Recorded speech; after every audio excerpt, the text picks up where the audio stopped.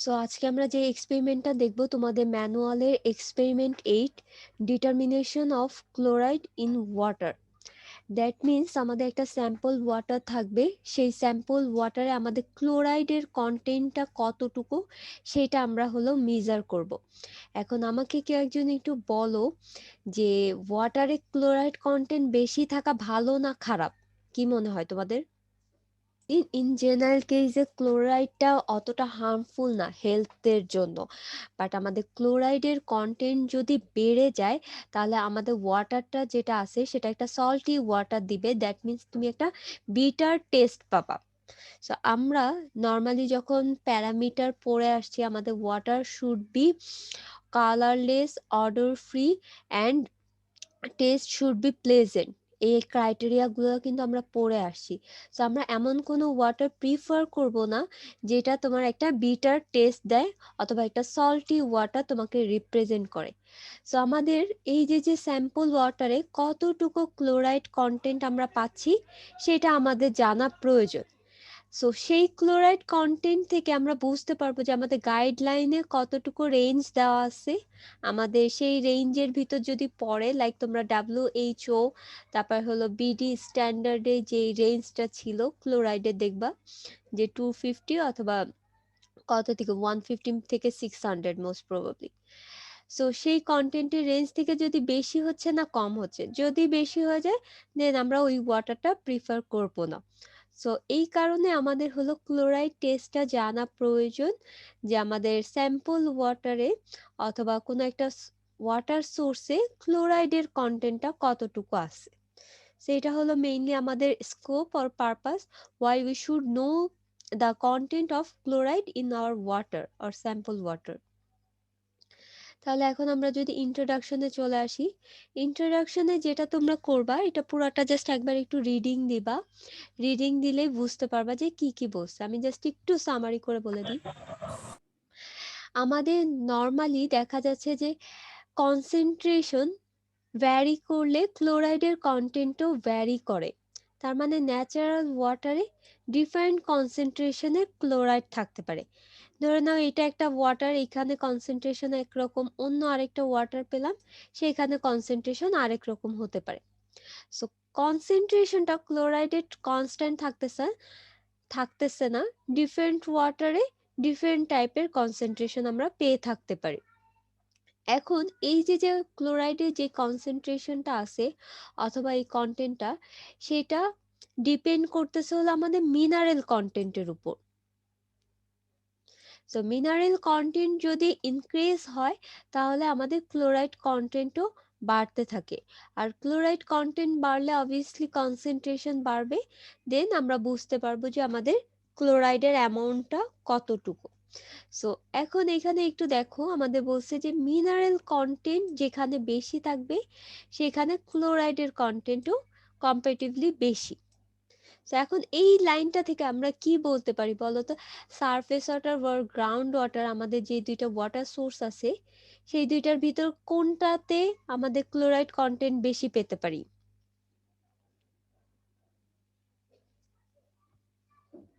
Which one? Ground water. Exactly, because আমরা তোমাদের বলে আসছি যে গ্রাউন্ড ওয়াটার কন্টেইন মোর minerals comparative two surface water. আমরা যেহেতু বলতেছি মিনারেল বেশি, দ্যাটস আমরা কিন্তু গ্রাউন্ড ওয়াটারে আমাদের যে ক্লোরাইডের কন্টেন্ট আছে সেটা একটু বেশি পাবো। এছাড়াও দেখা যাচ্ছে যে আমাদের আপল্যান্ড এবং মাউন্টেন যে আমাদের এরিয়াসগুলো আছে সেখানে আমাদের ক্লোরাইড কন্টেন্টটা খুব কম থাকে কম্পারেটিভলি গ্রাউন্ড ওয়াটার আর রিভারে। এখানে একটু কনসিডারেবল অ্যামাউন্টে আমাদের ক্লোরাইডটা থাকতেছে। এছাড়াও দেখো আমাদের সি এবং ওশেনে কি করতেছে, একটা সার্টিন অ্যামাউন্টের কিন্তু ক্লোরাইড সে ক্যারি করতেছে, এবং আমরা যতটুকু জানি আমাদের সি অথবা ওশেন যেটা আছে সেখানে ক্লোরাইড লেভেলটা অনেক বেশি হাই থাকে, অনেক বেশি হাই থাকে ন্যাচারাল ওয়াটারের থেকে। বাট এই যে ক্লোরাইডটা আছে এই ক্লোরাইডটা অনেক ওয়েতে, মেনি ওয়েসে আমাদের যে ন্যাচারাল ওয়াটার আছে সেটাতে এন্টার করার এক্সিস পেয়ে যায়। দ্যাট মিন্স আমাদের সি এবং ওশেনে তো ক্লোরাইডের কন্টেন্ট বেশি, এবং এই ক্লোরাইড কন্টেন্টটা অনেক ওয়েতে লাইক হলো ফ্লো হয়ে অথবা ইন পার্কোলেট হয়ে আমাদের দেখা যাচ্ছে যে গ্রাউন্ড ওয়াটারের সাথে মিক্সড হয়ে যাচ্ছে এবং একটা সলভেন্ট ক্রিয়েট করতেছে, একটা সলভেন্ট ক্রিয়েট হয়ে যাচ্ছে গ্রাউন্ড ওয়াটারে। তাহলে এখানে একটু দেখো আমি যেটা বলতেছি, এটা ধরে নাও যে আমাদের একটা রিভার, এটার ভিতর দিয়ে হলো আমাদের ক্লোরাইড কন্টেন্টের যে ওয়াটারটা আছে সেটা ফ্লো হচ্ছে। এখন আমাদের ওয়াটারে যখন ক্লোরাইড কন্টেন্ট অ্যাড হচ্ছে অথবা মিক্সড হচ্ছে, ক্লোরাইডটা কি একটা মিনারেল, তো একটা মিনারেল যখন ওয়াটারে অ্যাড হবে তখন ওয়াটার কি হবে, একটু ডেন্স হয়ে যাবে অথবা একটু ডেন্সার ওয়াটার হয়ে যাবে। সো ডেন্সার ওয়াটার হলে আমাদের পার্টিকেল গুলার কি একটা মানে লেয়ার, তুমি কম্পারেটিভ লেয়ার তুমি ভিজুয়ালাইজ করতে পারবা যে এখানের ওয়াটারটা একটু বেশি ডেন্সার আর এখানে তোমার একটু লেস ডেন্সার। সো যেখানে মিনারেল কন্টেন্টটা বেশি সেটা আমাদের কি ক্লোরাইড কন্টেন্ট করতেছে, দ্যাট মিনস সল্টি ওয়াটার, এবং সেটা নিচে জমা হচ্ছে যেহেতু ডেন্সার ওয়াটার, সো একটু নিচের দিকে থাকবে। আর যেটা ফ্রেশ ওয়াটার সেটা হলো আমাদের উপরের দিকে থাকতেছে। এখন এই যে যে ওয়াটারটা ফ্লো হচ্ছে এখানে কি একটা ইন্টারমিক্সিং হবে, উপরে ফ্রেশ ওয়াটার আছে, নিচে হলো আমাদের ডেন্স অথবা সল্টি ওয়াটার আছে। তাহলে এই যে যে মিক্সিংটা হবে এই মিক্সিংটা একটা কনস্ট্যান্ট রেটে হবে। সেইখানে লেখা আছে দেখো, there is a constant intermixing of the salt water with fresh water above. তার মানে আমাদের ওশেন অথবা সি ওয়াটার যেটা আছে সেটা ড্রেইন হয়ে আমাদের রিভারে অ্যাড হচ্ছে, এবং সল্ট থাকার কারণে এটা একটু ডেন্সার হয়ে যাচ্ছে। দ্যাটস ওয়াই আমাদের আপ স্ট্রিমে থাকতেছে ফ্রেশ ওয়াটার আর ডাউন স্ট্রিমে থাকতেছে আমাদের সল্ট ওয়াটার, আর এটার মাঝখানে যে লেয়ারটা থাকতেছে ইন্টারমিক্সিং এর সেটা একটা কনস্ট্যান্ট রেটে মিক্স হবে। তাহলে মোটামুটি ইন্ট্রোডাকশনে এই কথাই বলা হয়েছে। এরপরে আরেকটা এক্সাম্পল তোমাদের একটু দেওয়া আছে, দেখো আমাদের ইন জেনারেল কেসে দেখা যাচ্ছে যে আমাদের হিউম্যান এক্সক্রেটা অথবা ইউরিন যেটা আছে সেটা ক্লোরাইড কন্টেন্টটা একটু বেশি ক্যারি করতেছে অথবা contain chloride in an amount about equal to the chlorides consumed with food and water. তার মানে ফুড এবং ওয়াটার যতটুকু ক্লোরাইড সে কন্টেইন করতেছে অথবা কনজিউম করতেছে ঠিক সেম অ্যামাউন্টেরই তুমি ক্লোরাইডটা পাবা হলো হিউম্যান এবং এক্সক্রেটা থেকে, কারণ এই ফুড এবং ওয়াটার থেকেই তো তোমার ইউরিনটা আসতেছে অথবা এক্সক্রেটা আসতেছে। সো ফুড এবং ওয়াটার যতটুকু যতটুকু ক্লোরাইড কন্টেন্ট করবে ঠিক সেম অ্যামাউন্টের ক্লোরাইড কন্টেন্ট করবে হলো এক্সক্রেটা আর ইউরিনটা। এবং ইন জেনারেল কেসে দেখা যাচ্ছে যে 6 গ্রামের ক্লোরাইড পার পারসন এটা কন্টেইন করতেছে, এবং পার ডেতে আমাদের যে হিউম্যান বডিটা আছে সেখানে দেখা যাচ্ছে যে অ্যাভারেজ অ্যামাউন্টটা হলো 6 গ্রাম। এবং আমাদের যে ওয়েস্ট ওয়াটারটা আছে মিউনিসিপাল, সেই ওয়েস্ট ওয়াটারে আমাদের যদি সিসি এর অ্যামাউন্ট ইনক্রিজ হয়, দ্যাট মিন্স কার্বন কন্টেন্টের অ্যামাউন্ট যদি বাড়ে, তাহলে আমাদের ক্লোরাইড কন্টেন্টও অ্যাবাউট 15 মিলিগ্রাম বেড়ে যাবে। দ্যাট মিন্স আমাদের মিউনিসিপাল ওয়েস্টে ক্লোরাইড কন্টেন্ট কিন্তু বাড়তে পারে সিসি এর বেসিসে। এছাড়াও দেখা যাচ্ছে যে আমাদের যে ইন্ডাস্ট্রিয়াল ওয়েস্ট যেটা আছে লাইক ট্যানারি ওয়েস্ট অথবা আদার যে ওয়েস্টগুলো আছে সেখানেও কিন্তু একটা প্রিফারেবল অ্যামাউন্টের ক্লোরাইড কন্টেন্ট করে।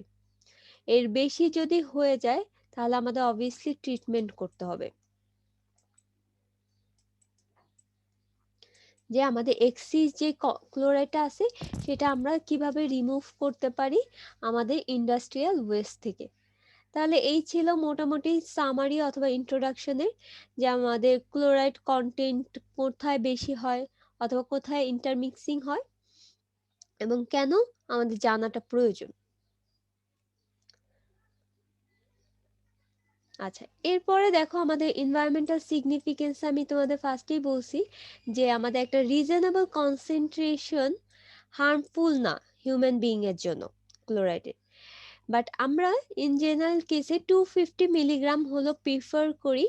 250 মিলিগ্রামের বেশি যদি হয়ে যায়, মানে 250 কাছাকাছি অথবা এর বেশি যদি হয়, তাহলে আমাদের একটা সল্টি টেস্ট প্রোভাইড করে ওয়াটারে, যেটা কিনা আমরা অবজেকশনেবল আমাদের জন্য।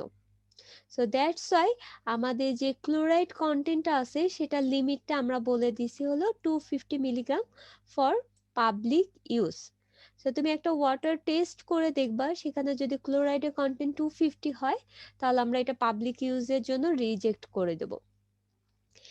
এছাড়াও দেখা যাচ্ছে যে বিভিন্ন এরিয়াসে আমাদের সাপ্লাইয়ের উপর ডিপেন্ড করে অথবা সোর্সের উপর ডিপেন্ড করে আমাদের ক্লোরাইড কন্টেন্টও কিন্তু চেঞ্জ হয়ে যেতে পারে।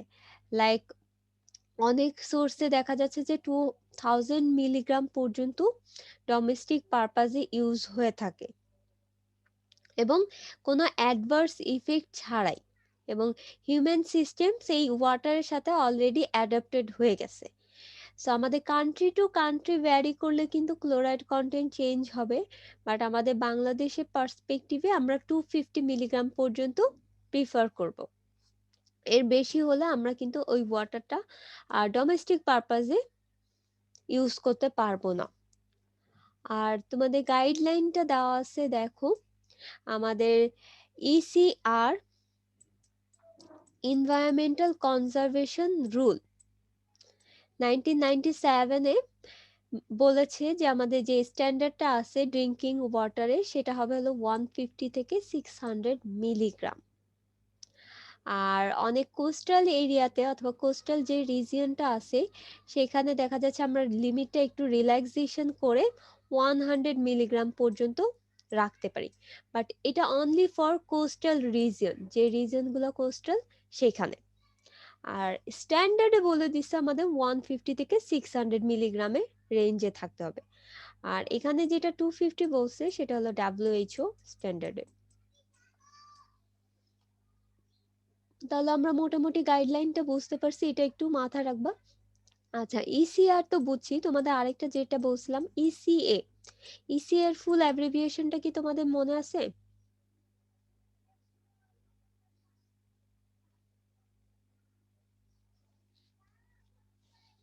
কে একজন বলো তো। Environment conservation act.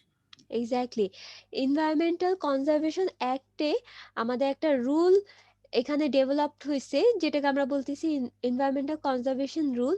সেখানে হলো আমাদের বলা আছে যে এই রেঞ্জটা হবে হলো 150 থেকে 600 মিলিগ্রাম পর্যন্ত।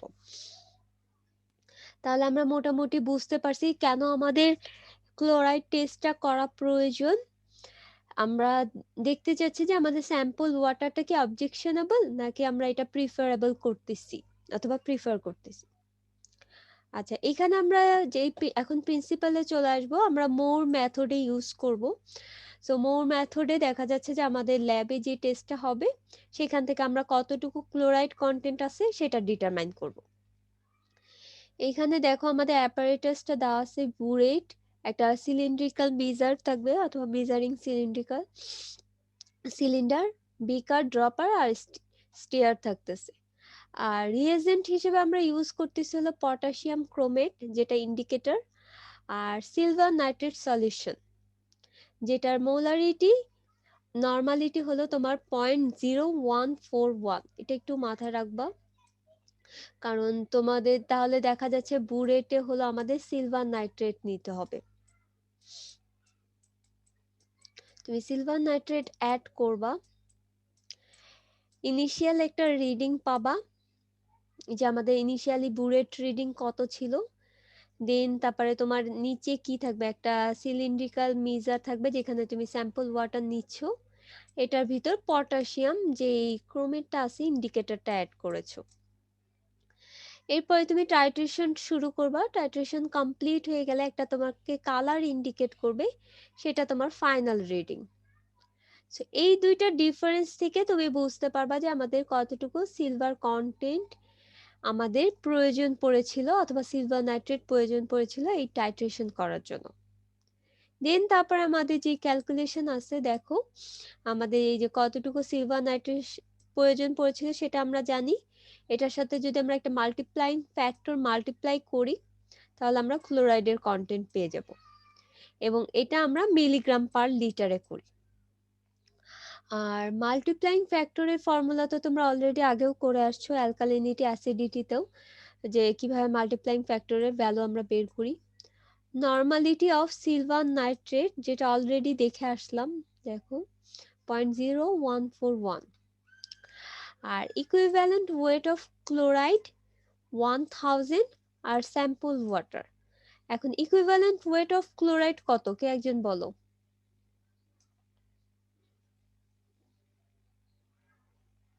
এটা কত হবে?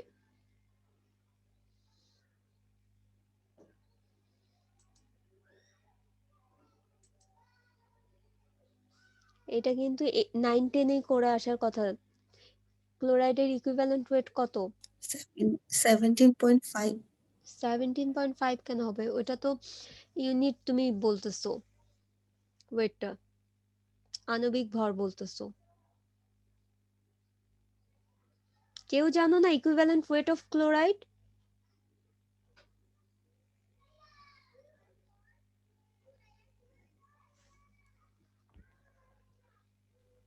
35.5। হ্যাঁ 35.5।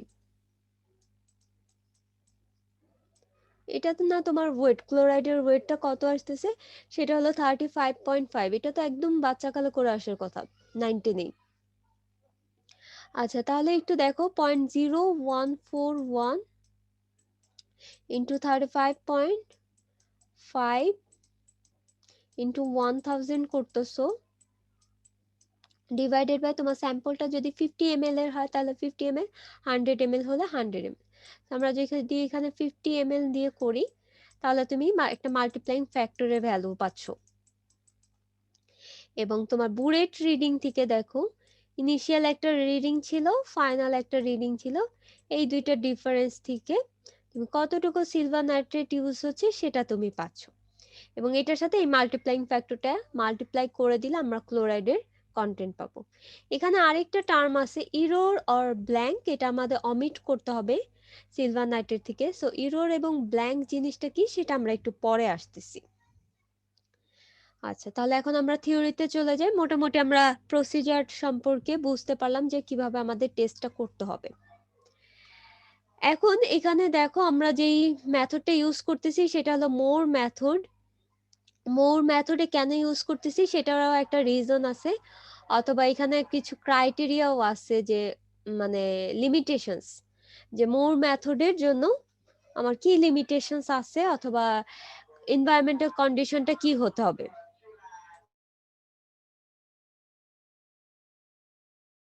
আচ্ছা এখানে দেখো আমাদের কি বলছে, আমাদের স্যাম্পল ওয়াটারে ধরে নাও যে তোমার ক্লোরাইড আছে। ক্লোরাইড তো সে একা একা থাকতে পারবে না, এটা কোনো কিছু সল্ট আকারে থাকবে। দ্যাট মিন্স তুমি সোডিয়াম ক্লোরাইড চিন্তা করো। সো সোডিয়াম ক্লোরাইড যখন পানির সাথে মিক্স হবে তখন সোডিয়াম প্লাস ক্লোরাইডে সেপারেট হয়ে যাচ্ছে। এরপরে তোমার বুরেট যেটা ছিল সেটার ভিতর কি ছিল, সিলভার নাইট্রেট ছিল। সো সিলভার নাইট্রেটটাও তোমার যখন সলিউশনে আসবে সেটা কি আলাদা হয়ে যাচ্ছে কিন্তু। আচ্ছা এরপরে যেটা করবে, আমাদের সিলভার এবং ক্লোরাইড এটা রিয়াকশন করবে, সোডিয়াম এবং নাইট্রেট রিয়াকশন করবে।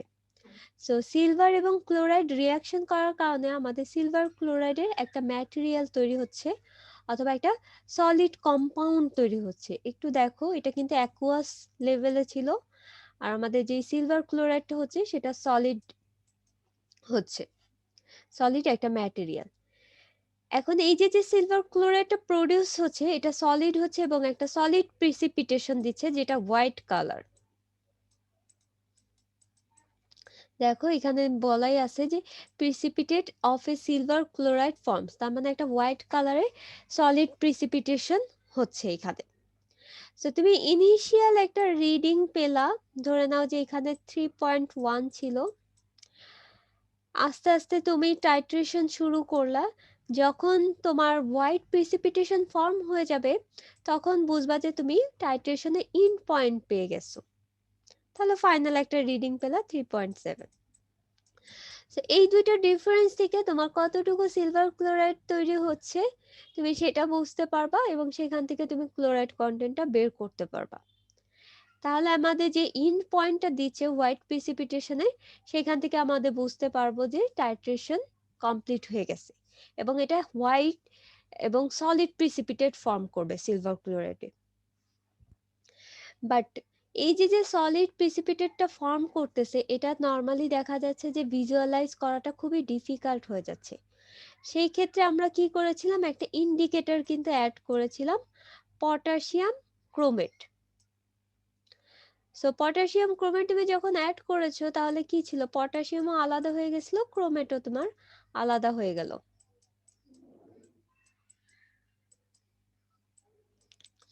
আলাদা হয়ে যাওয়ার কারণে আচ্ছা এটা যখন আলাদা হয়ে গেছিল তখন কি করবে, আমাদের যে সিলভারটা আছে সিলভারের সাথে হলো ক্রোমেটটা রিয়াকশন করবে। রিয়াকশন করলে আমরা সিলভার ক্রোমাইটের একটা কম্পাউন্ড পাবো যেটা কিনা আমাদের রেড ব্রাউন কালার দিচ্ছে।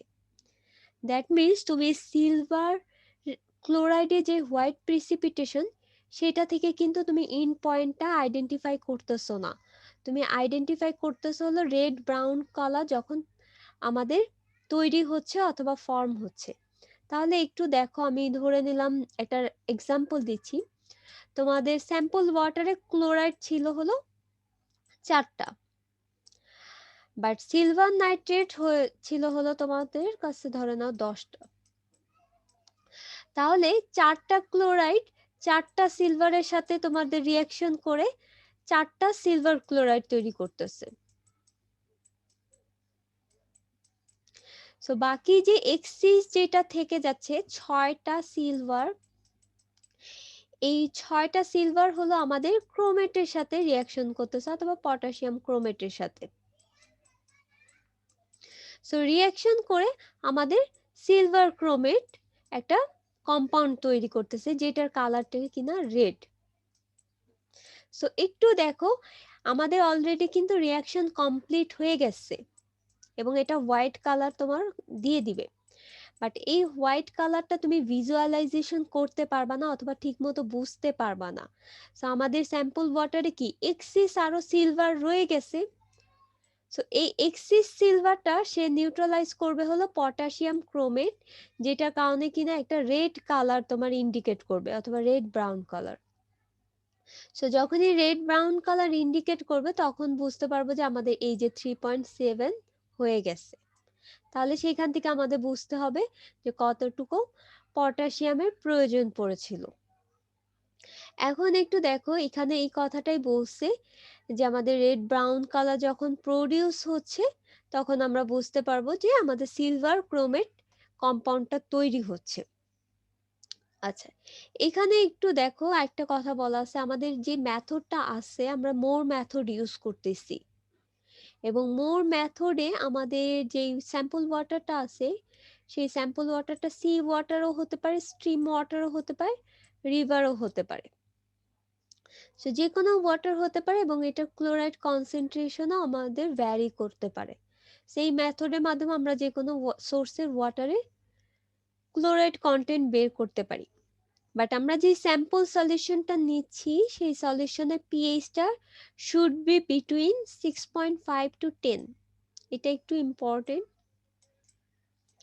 আমাদের স্যাম্পল ওয়াটারের পিএইচটা নিউট্রাল লেভেলে থাকতে হবে, খুব বেশি অ্যাসিডিকও হওয়া যাবে না, খুব বেশি বেইজও হওয়া যাবে না। দ্যাট মিনস 6.5 টু 10 রেঞ্জে থাকতে হবে। সো কেন 6.5 টু 10 রেঞ্জে থাকতে হবে সেটা আমাদের দেখো এখানে প্রিকশনসে দেওয়া আছে।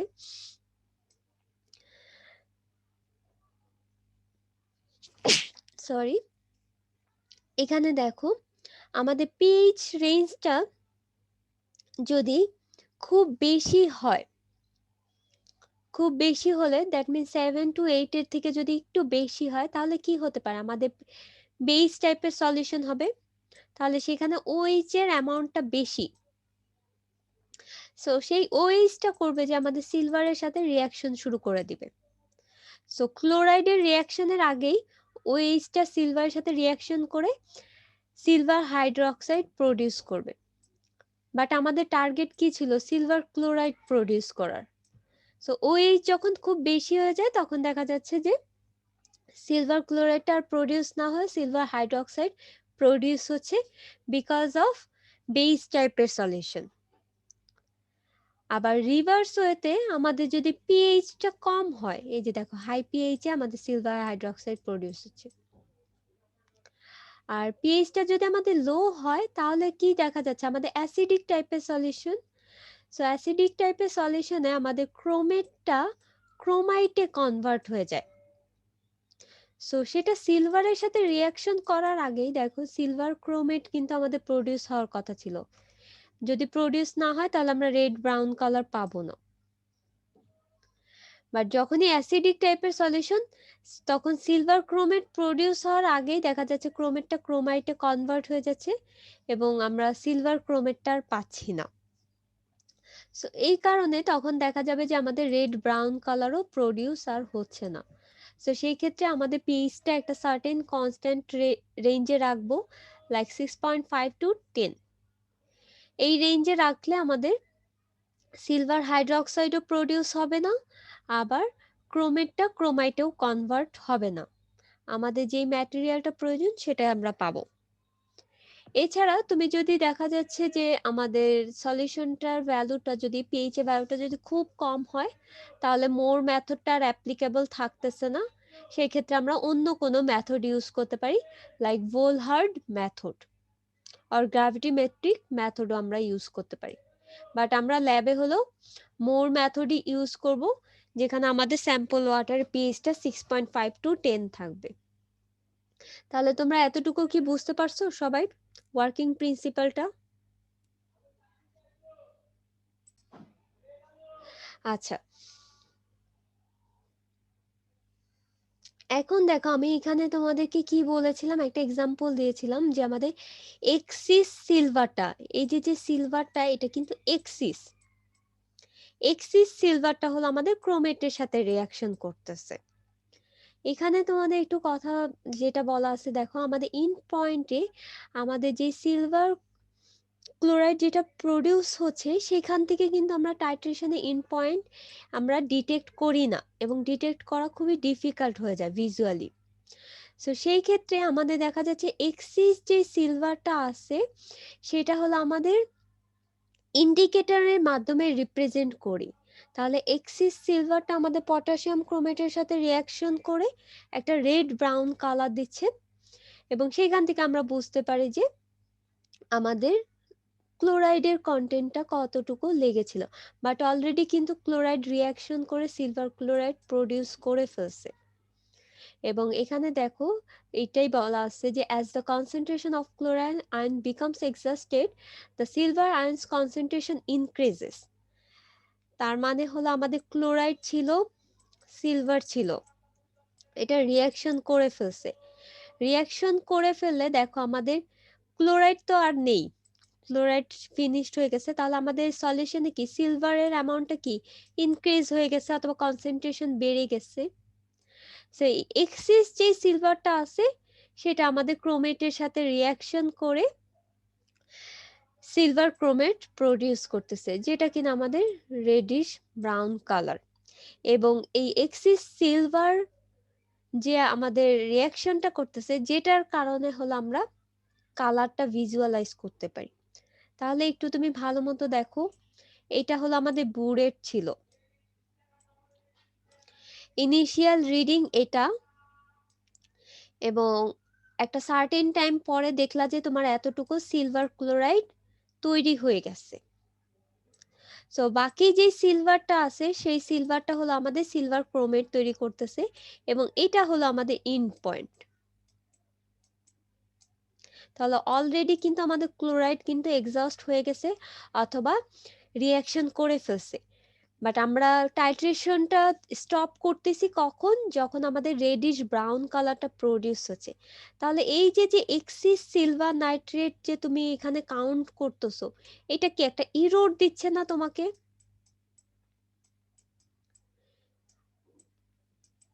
এটা কিন্তু একটা ইরর ইন্ডিকেট করতেছে, কারণ অলরেডি তোমার রিয়াকশন এখানেই শেষ হয়ে গেছে, বাট তুমি যেহেতু সিলভার ক্লোরাইডটা ভিজুয়ালাইজ করতে পারতেছো না, দ্যাটস ওয়াই আমাদের রেড ব্রাউন কালার থেকে তুমি ইন পয়েন্টটাকে ইন্ডিকেট করতেছো।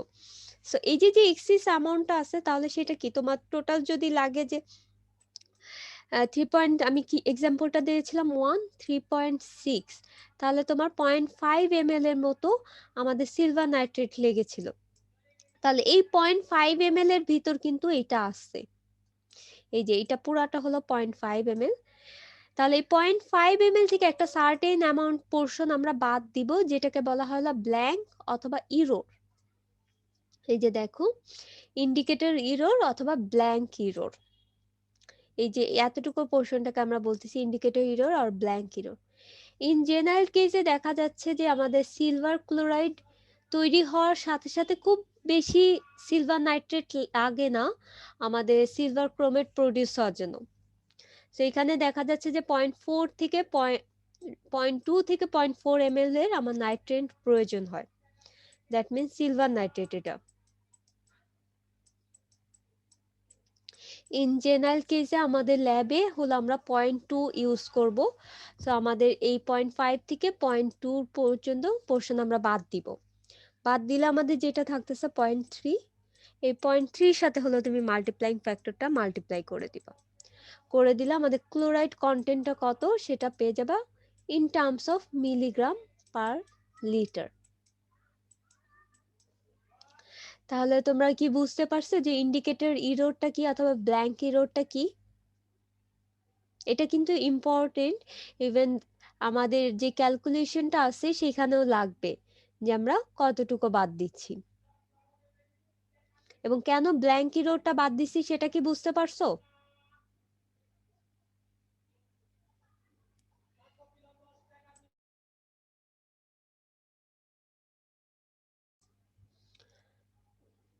আচ্ছা, তাহলে আমরা মোটামুটি বুঝতে পারলাম মোর মেথড এবং এটার প্রিন্সিপালটা, এবং আমাদের এখানে একটা ইরর প্রডিউস হচ্ছে যেটা আমাদের বাদ দিতে হবে। আর এখানে কিছু প্রিকশনস আছে, লাইক হলো আমাদের হয় আমরা 50 ml এর নিব অথবা 100 ml এর স্যাম্পল নিব, যেটা দিয়ে আমাদের ইন পয়েন্টটা পাবো। আর পিএইচটা কত রেঞ্জে রাখতে হবে সেটাও আমি তোমাদেরকে বলেছিলাম। আর অনেক সময় দেখা যাচ্ছে এখানে বলছে একটা ডেফিনিট অ্যামাউন্টের ইন্ডিকেটর আমাদের অবভিয়াসলি ইউজ করতে হবে, লাইক আমাদের কয় ড্রপ আমরা পটাশিয়াম ক্রোমেট অ্যাড করতেছি সেটাও কিন্তু একটা ইম্পর্টেন্ট। তুমি পটাশিয়াম ক্রোমেট যদি খুব কম অ্যাড করো তাহলে আমাদের এই যে যে এক্সিস যে সিলভারটা ছিল সেটা কিন্তু পুরাটা ডিজিপিয়েট হবে না। তো তুমি যদি খুব কম অ্যামাউন্টের সিলভার পটাশিয়াম ক্রোমেট অ্যাড করলা, দেখা যাচ্ছে আমাদের রেডিশ ব্রাউন কালারটা ঠিক মতো প্রডিউস হচ্ছে না, তৈরি হওয়ার সাথে সাথে এটা ডিসিপিয়েট হয়ে যাচ্ছে অথবা রিমুভ হয়ে যাচ্ছে। সো আমাদের পটাশিয়াম ক্রোমেটের কনসেন্ট্রেশনও সাফিসিয়েন্ট হতে হবে। আর এছাড়া অনেক সময় দেখা যাচ্ছে আমাদের সিলভার নাইট্রেট যেটা আছে সলিউশনটা অনেক সময় স্কিনের স্টেইনিং অথবা কেমিক্যাল বার্নিং করতে পারে। সো সেই ক্ষেত্রে আমাদের কোনো জায়গায় যদি পড়ে, এই সলিউশনটা যদি পড়ে যায় তাহলে আমাদের সাথে সাথে কিন্তু স্পিল করতে হবে, মানে রিনস করতে হবে যদি স্পিল হয়, অথবা ওয়াশ করে ফেলতে হবে ইমিডিয়েটলি, আদারওয়াইজ কেমিক্যাল বার্নিং হতে পারে। আর অনেক সময় দেখা যাচ্ছে যে এই যে যে ক্রোমেট যখন আমরা প্রিপেয়ার করতেছি কেয়ারফুল থাকতে হবে, কারণ ক্রোমেটটা হলো আমাদের কার্সিনোজেনের একটা কার্সিনোজেন হিসেবে আমরা কিন্তু কনসিডার করি, লাইক ক্যান্সারের জিন অথবা জেনেটিক কোড হিসেবে কিন্তু ক্রোমেটটাকে কাউন্ট করা হয়। সো আমরা যখন ক্রোমেট নিয়ে কাজ করবে একটু কেয়ারফুল থাকতে হবে। তাহলে আমরা প্রিকশনস বুঝতে পারছি, তাহলে এখন তোমাদের প্রসিজারটা বলি, একটু ভালো মতো দেখো। প্রসিজার অলরেডি বলছি, আমাদের 50 ml এর যে ড্রপটা আছে, মানে স্যাম্পল ওয়াটারটা নিব হলো 50 ml এর, একটা বুলেট নিব, যে বুলেটের ভিতর হলো আমাদের সিলভার ক্রোমেটটা অ্যাড করব।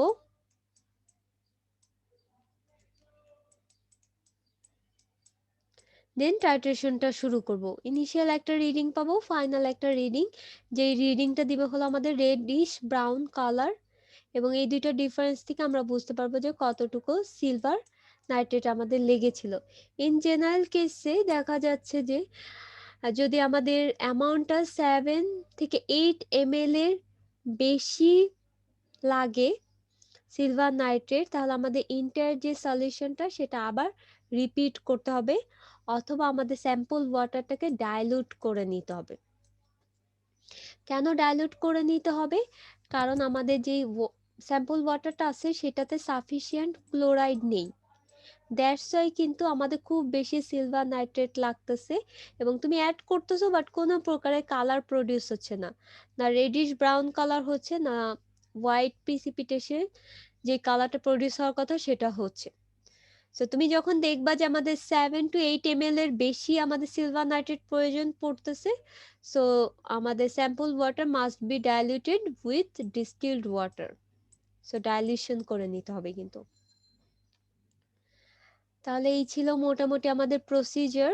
আর হলো তোমাদের ক্যালকুলেশন তো আমি অলরেডি বললাম, যে ইনিশিয়াল রিডিং পেলা, এটা র্যান্ডম ভ্যালু দিচ্ছি, ফাইনাল রিডিং পেলা, এই দুইটা ডিফারেন্স থেকে হলো আমাদের 0.5 পাচ্ছ।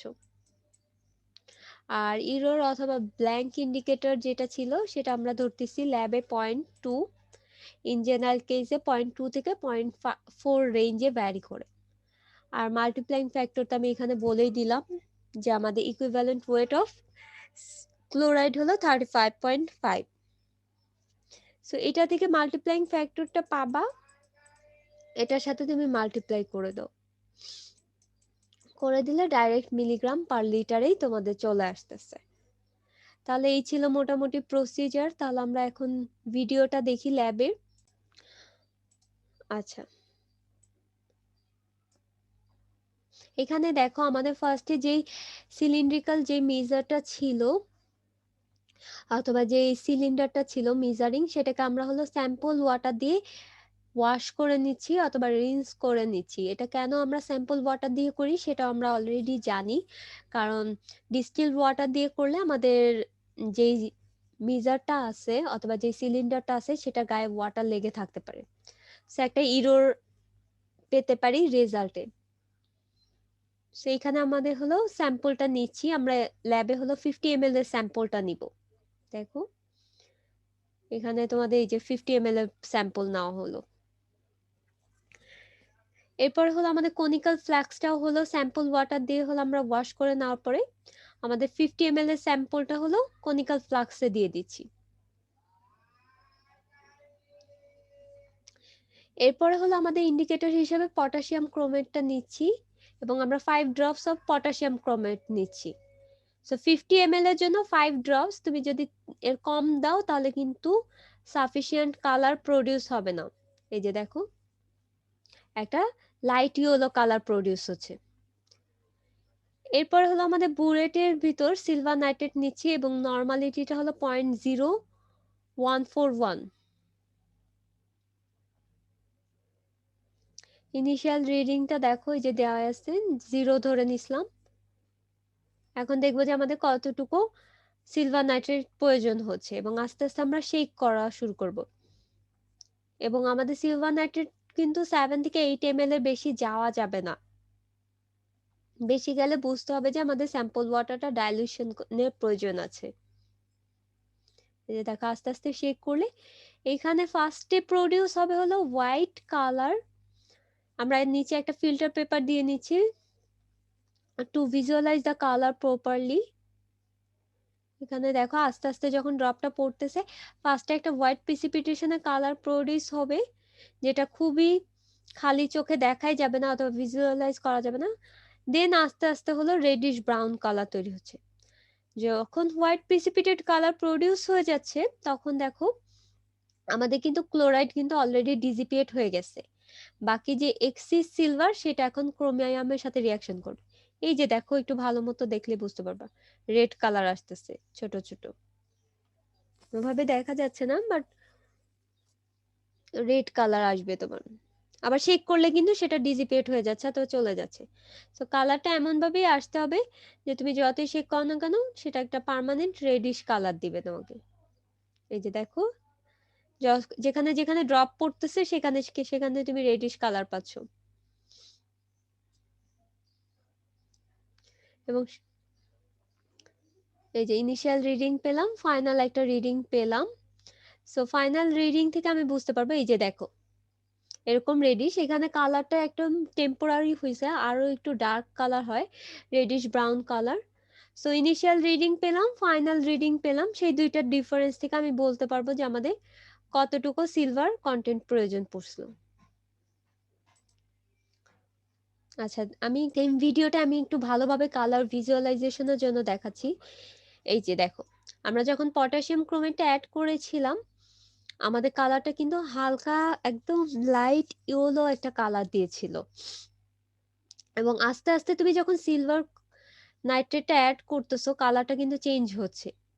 দেখো কালারটা চেঞ্জ হয়ে যাচ্ছে, এবং কালারটা আস্তে আস্তে যখন চেঞ্জ হয়ে যাবে তখন হলো এটা ফার্স্টে হলো হোয়াইট কালার শো করবে, একদম সাদা কালার দেখতে পারবা হোয়াইট প্রিসিপিটেশনে। আমি একটু টেনে দিই, এই যে দেখো কালারটা একদম হোয়াইট কালার শো করতেছে কিন্তু। তো যখনই হোয়াইট কালার শো হয়ে যাচ্ছে তখন আমাদের বুঝতে হবে যে সিলভার ক্লোরাইড প্রডিউস হয়ে গেছে, বাট তখনই কিন্তু আমরা টাইট্রেশন অফ করতেছি না। এই যে দেখো আস্তে আস্তে এখন আমাদের সিলভার ক্রোমেটটা প্রডিউস হওয়া শুরু করছে, একটু ছোট ছোট রেড কালার হচ্ছে যেখানে যেখানে আমাদের ড্রপ পড়তেছে, এবং এটা আমাদের কিন্তু হোয়াইট কালার একদম ভিজুয়ালাইজ হলেও আমরা কিন্তু ইন পয়েন্ট এটাকে ধরতে পারতেছি না, কারণ বুঝতে পারতেছি না যে কখন হোয়াইট কালারটা একদম ম্যাক্সিমাম পাচ্ছি। কারণ আস্তে আস্তে টাইম যাওয়ার সাথে সাথে অথবা সিলভার নাইট্রেট অ্যাড করার সাথে সাথে আমাদের হোয়াইট প্রিসিপিটেশন আরো ইনক্রিজ হয়।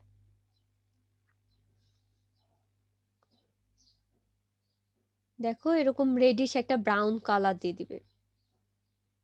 সো তুমি যত ড্রপ অ্যাড করতেছো আমাদের হোয়াইট কালার তো আরো বেশি ভিজুয়ালাইজ হলো, এবং লাস্টে যে আস্তে আস্তে আমাদের সিলভার যে ক্রোমেটের রেডিশ ব্রাউন কালারটা আছে সেটা ভিজুয়ালাইজ হবে। আমি একটু টেনে দিচ্ছি, দেখো লাস্ট কালারটা, এই যে দেখো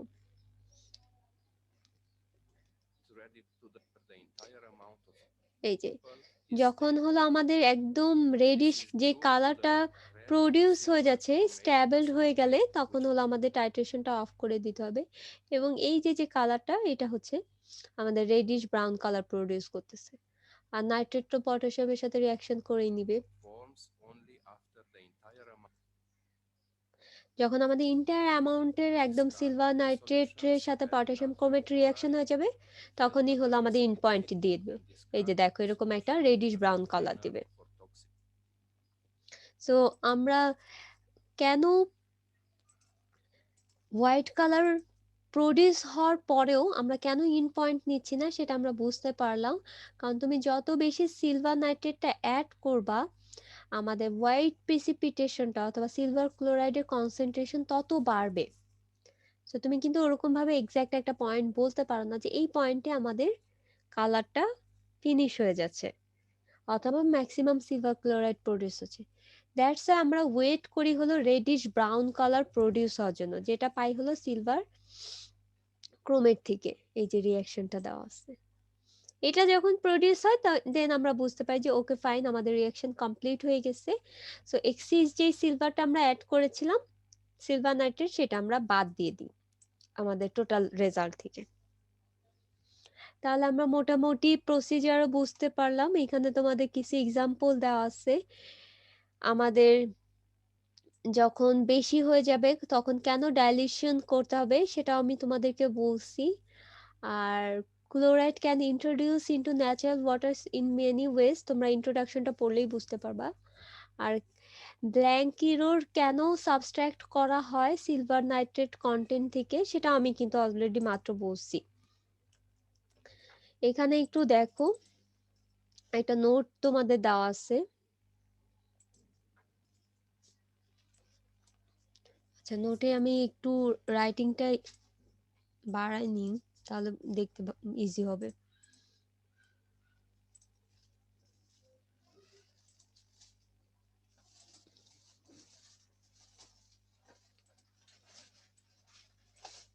আচ্ছা, এখানে যেটা বলছে আমি ফার্স্টে তোমাদের কি বলেছিলাম, আমাদের সিলভারটা ক্লোরাইডের সাথে রিয়াকশন করে হোয়াইট প্রিসিপিটেশন ফর্ম করতেছে, বা যেহেতু টাইম বাড়ার সাথে সাথে অথবা সিলভার নাইট্রেট অ্যাড করার সাথে সাথে আমাদের হোয়াইট প্রিসিপিটেশন আরও বেশি ইনক্রিজড হচ্ছে। সো সেখান থেকে আমি ইন পয়েন্টটা পাচ্ছি না। সো এক্সিস যে আমাদের সিলভারটা আছে সেটা হলো আমাদের পটাশিয়াম ক্রোমেটের সাথে অ্যাড হয়ে যাচ্ছে, যেটা আমাদের ইন পয়েন্ট দিচ্ছে। সো দ্যাটস ওয়াই আমাদের এই অ্যামাউন্টটা বাদ দিতে হচ্ছে, এই যে এতটুকু অ্যামাউন্ট। আমাদের রিয়াকশন অলরেডি এখানে কমপ্লিট হয়ে গেছে, বাট যেহেতু আমরা এই রিয়াকশনের জন্য ওয়েট করতেছি, সো সাফিসিয়েন্ট অ্যামাউন্টটা বাদ দিচ্ছি, এবং যেটার রেঞ্জটা হলো 0.2 থেকে 0.4 ml। সো দ্যাটস ওয়াই আমাদের ব্ল্যাক ইরোর অথবা ইন্ডিকেটর ইরোরটা আমরা বাদ দিই।